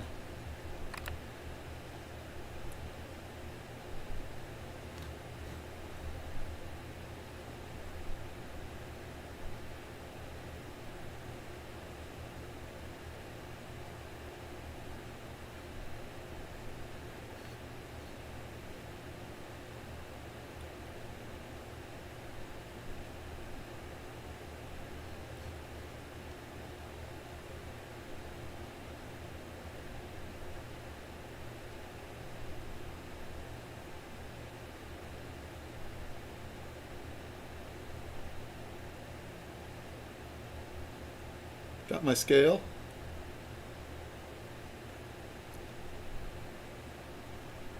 Now it's either -5, break even, or 10, however you want to look at it.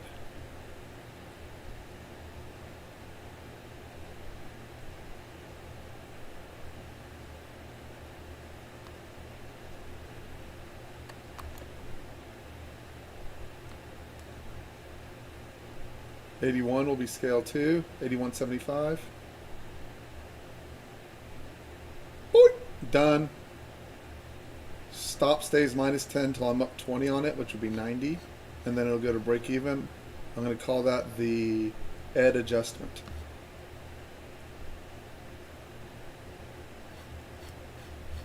Anyone get that? That was perfect. Good job, Brian. Perfect on schedule. Stop to break even now. On balance. Yeah, me too.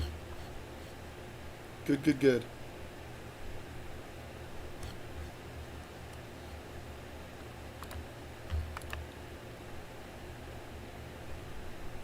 Now you have to decide where you want to exit. And that's good enough for me at the round number. Flat 97.50. I thought I was going to get 98. Flat 97.50. Hey, what in the actual heck? I only got that in one account. Why?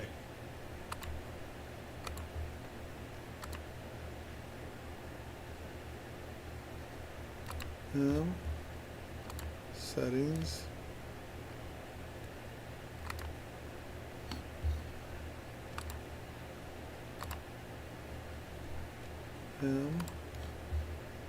Settings. Order allocation.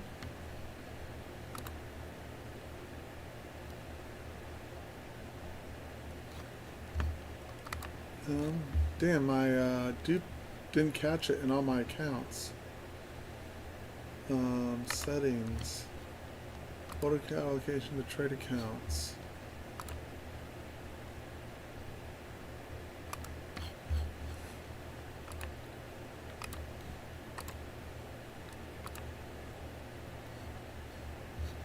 I don't know why I didn't catch it. Should have. That sucks. That's alright. I'll fix it. Still good.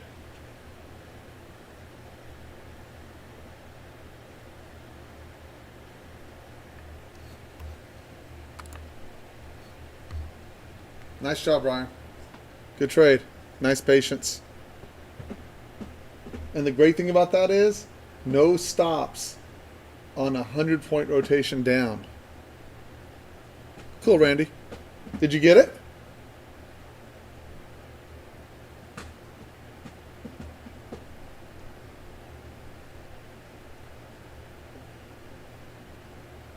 Correct, Brian. Sure helps with the shorts, doesn't it? When you see that out there, just leave it alone. You'll miss the top, but you'll also miss the 20,000 stops that go with it.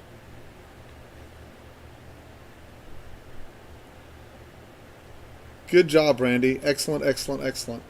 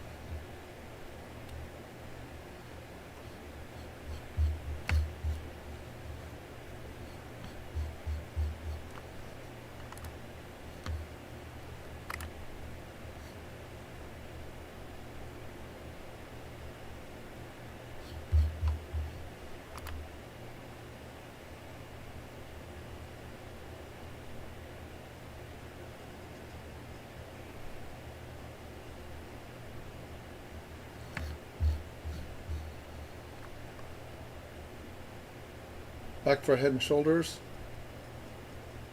Or worse.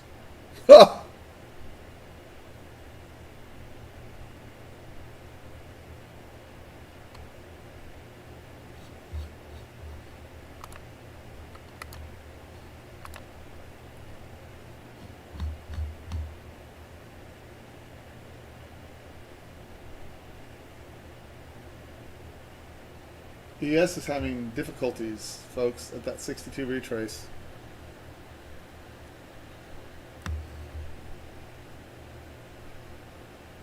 It will not set up a long on the auto trader here because of that pattern, right? But Ian is correct. ES is having difficulty over here at the 62. And it has a head and shoulders, left shoulder, right shoulder.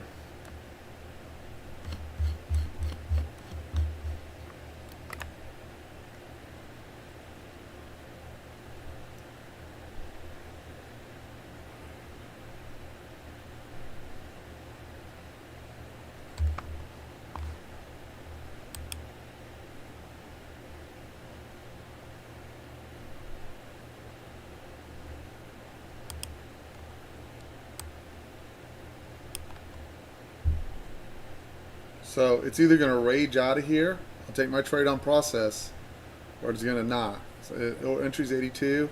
I am long on 82. 10-point stop. I obviously prefer when it's not that up, down, up, down, up, down.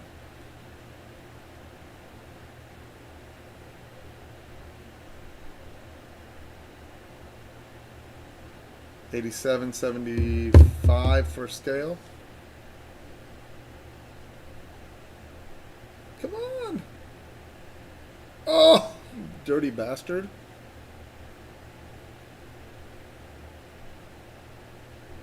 Scale 1 done. So my worst case scenario is -5. 93.75 is scale 2. Missed.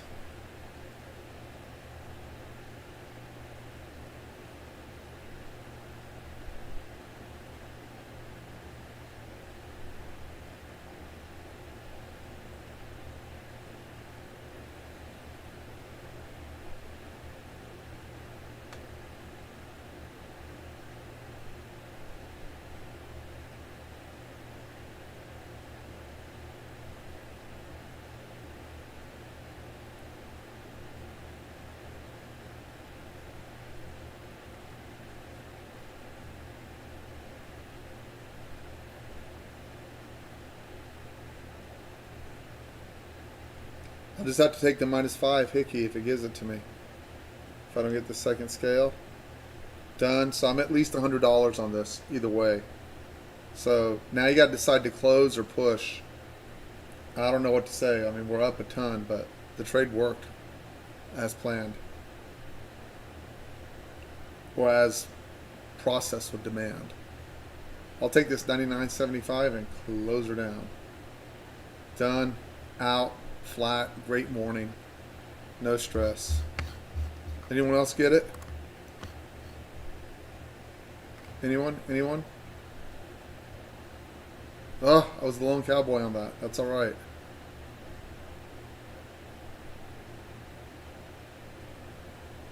Nice, Brian. Nothing wrong with keeping the dinero.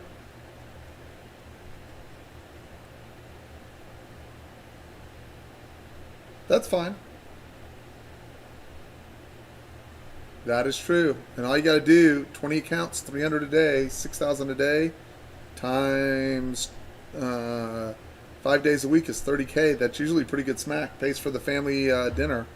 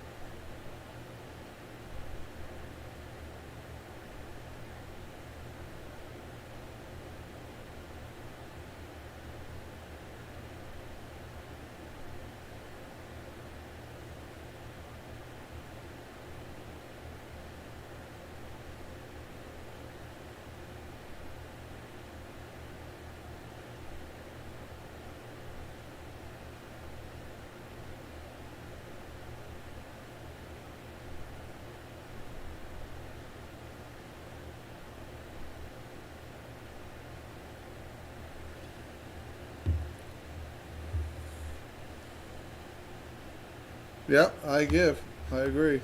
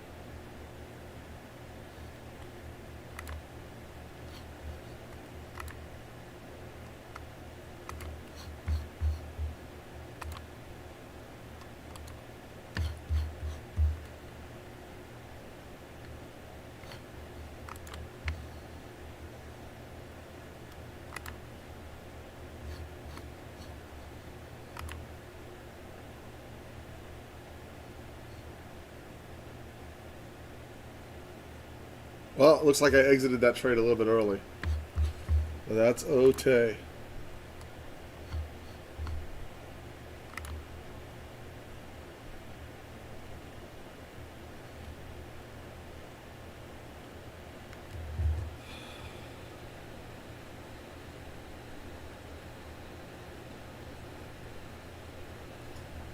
Let's see if they fix this yet.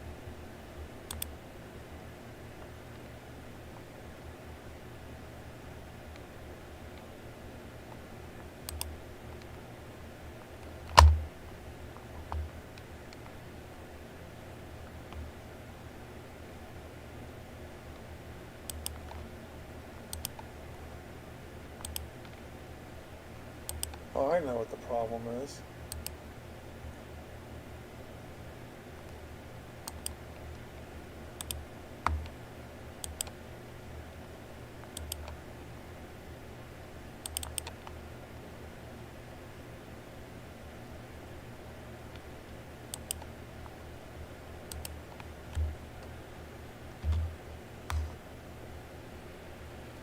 Let's see if this fixes it.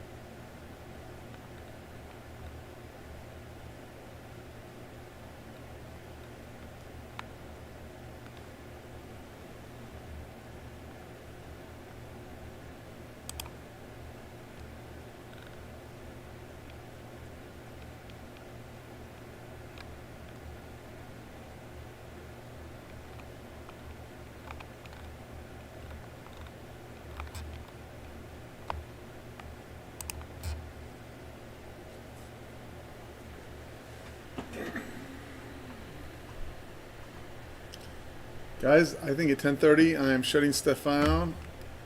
Yeah, that was a good ripper. It's all right. We'll get more of them. I'm shutting down. I'm up. So I'm up on the trades it did take. $650 is what I'm up. So, and I will take that on a slow, big gap day because usually I get a big fat zero on days like today. Or I get aggressive and try to short it. So I thought we played it really well. Any questions? This is the time because I'm in a good place. I can answer. I got no pressure. I feel about as relaxed as I get. And I thought everyone got paid, did a good job from what I can see. Any questions, concerns, criticisms? The room will keep improving. Sean, Bill, and I have worked very hard to get it to this point.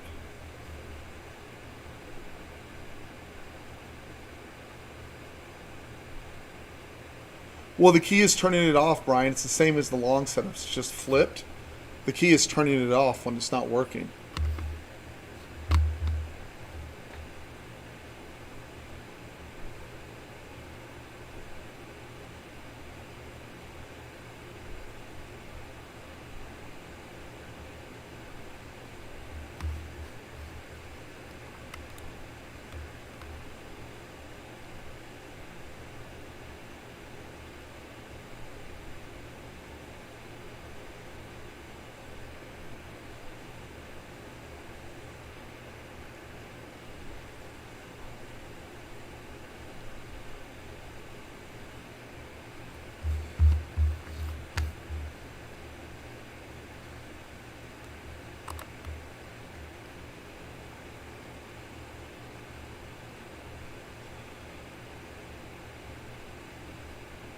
Yeah, like, but once we get smoked, like if we're below the like if the market will get below prior day's low, or you'll start seeing downside momentum.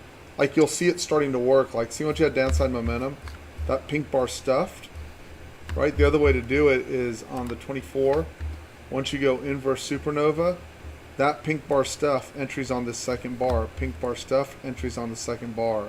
But if you try to do that same trade off the top over here, you're going to get smoked. Or you have a higher potential of getting smoked, I should say.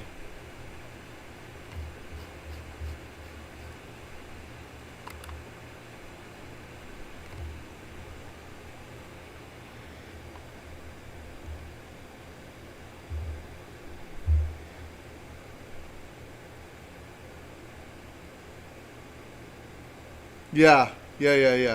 Exactly.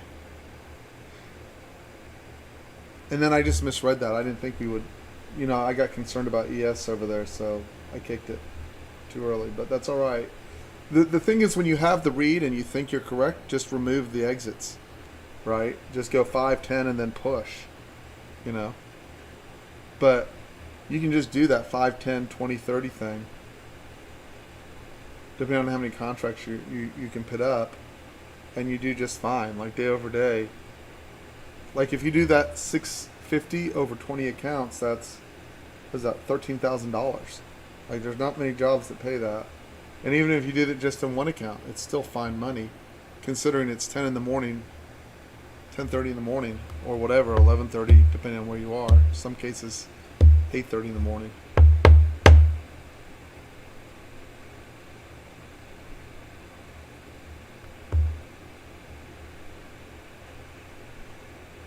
Yeah, so that's where you have to be the master of it.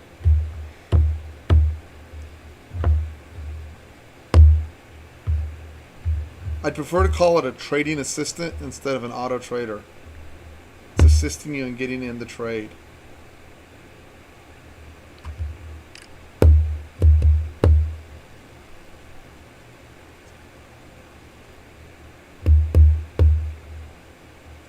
Yeah.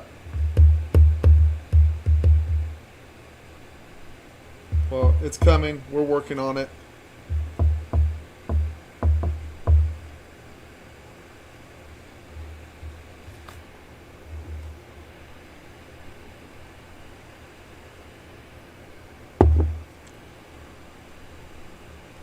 Not once your mind is fried.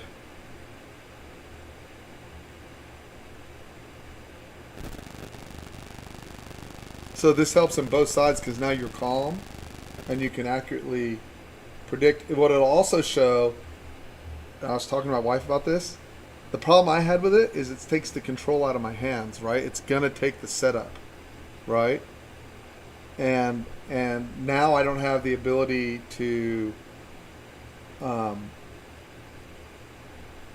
to decide, oh, I'm going to double my size here, right? Because I'd have to go through the whole freaking program to increase the trade size, right? So, but what that also does is keeps me from overloading unintentionally or illogically or irrationally.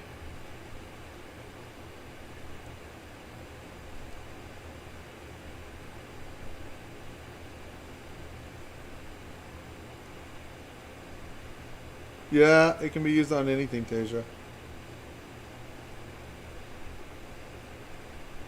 Oh no, no, no, no, no! It can't do that. That it can't do. Oh wait, the MNQ yes. Sorry, I thought you said ES. Sorry, MNQ yes. I thought it said ES for some reason. I ADD'd it somewhere in there. Yes, it can do that. Key off of NQ and execute MNQ. Yes,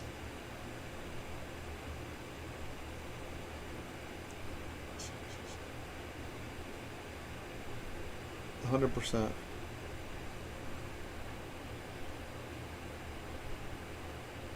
Okay, guys. I think at 10:30, I've done okay for a day I usually get stressed on. So, I think I'm gonna go work out real quick, and then I got a meeting.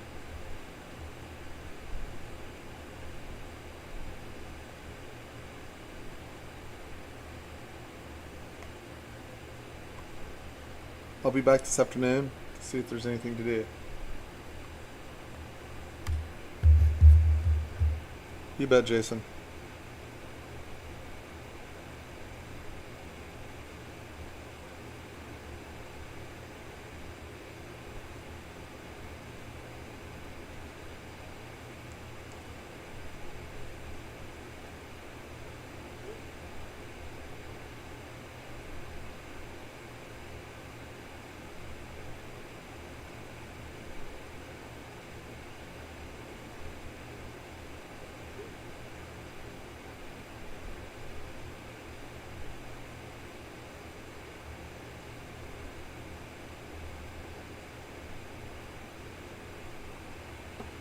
You bet, Randy.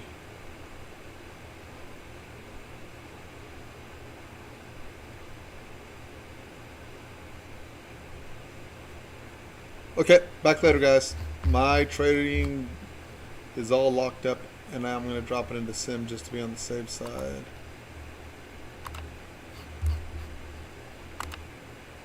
So I'm locked and in Sim.